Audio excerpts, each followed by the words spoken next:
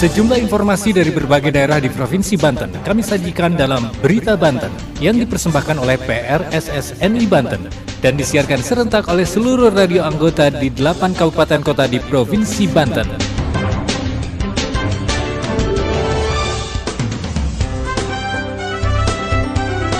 Apa kabar pendengar? Anda kembali bersama kami di Berita Banten PRSSNI Banten edisi hari ini Senin 9 Januari 2023. Sejumlah informasi dari berbagai wilayah di Provinsi Banten kami hadirkan kembali untuk Anda yang disiarkan serentak oleh seluruh radio anggota di 8 kabupaten kota di Provinsi Banten. Dan inilah sejumlah informasi utamanya. Kejaksaan Negeri Cilegon raih penghargaan peringkat 3 nasional dalam pemberantasan korupsi. Pasca pelantikan dan BIMTEK PPK, KPU Kota Serang lakukan ziarah ke kawasan Banten Lama. Puluhan armada dikerahkan untuk mengangkut ribuan ton sampah di Kabupaten Serang. Bersama saya Aldi Akbar, inilah Berita Banten selengkapnya.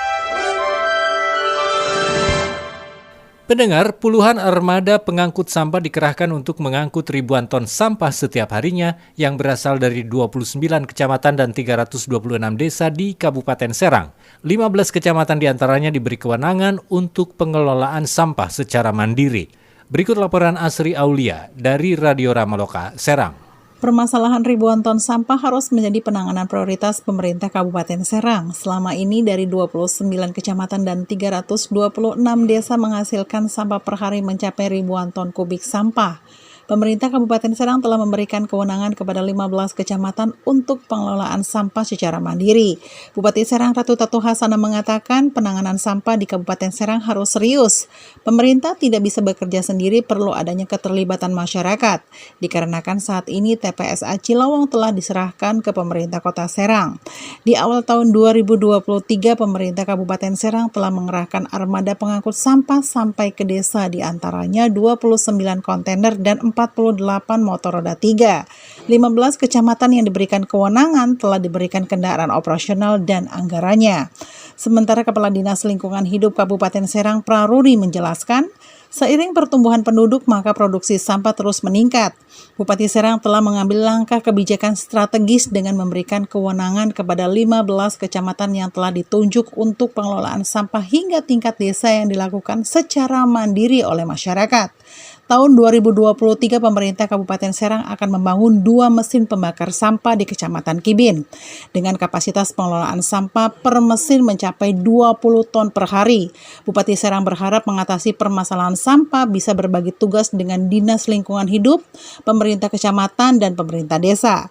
Demikian Berita Sekitar Banten, saya Asri Aulia dari Ramaloka melaporkan untuk Berita Banten. Pendengar, Kejaksaan Negeri Kota Cilegon raih penghargaan peringkat ketiga tingkat nasional dalam upaya penanganan tindak pidana khusus kategori Kejaksaan Negeri tipe B. Penghargaan diberikan saat rapat kerja nasional yang berlangsung di kantor Kejagung Republik Indonesia. Berikut laporan Reni dari Sam Radio Cilegon. Wakil Jaksa Agung Republik Indonesia Sunarta bersama Jaksa Agung Muda Tindak Pidana Khusus atau Jampidsus memberikan penghargaan kepada Kepala Kejaksaan Negeri atau Kejari Kota Cilegon Inneke Indraswati karena dinilai berhasil dalam penanganan perkara tindak pidana khusus kategori Kejaksaan Negeri tipe B. Penghargaan ini diberikan saat rapat kerja nasional Kejagung RI tahun 2023 di Jakarta Jumat 6 Januari 2023. Usai mendapatkan penghargaan tersebut, Kejari Kota Cilegon Inneke Indraswati menyampaikan penghargaan yang diterima Kejari Kota Cilegon merupakan salah satu bukti keseriusan Kejaksaan Negeri Kota Cilegon dalam memberantas korupsi. Korupsi merupakan penyakit hukum yang telah merusak segala tatanan dan merugikan negara. Oleh sebab itu, pihak Kejari Kota Cilegon mengajak seluruh elemen masyarakat untuk ikut andil dalam pemberantasan korupsi. Karena korupsi ini merupakan pandemi hukum yang telah merusak segala tatanan dan juga etika yang berujung merugikan negara dan masyarakat.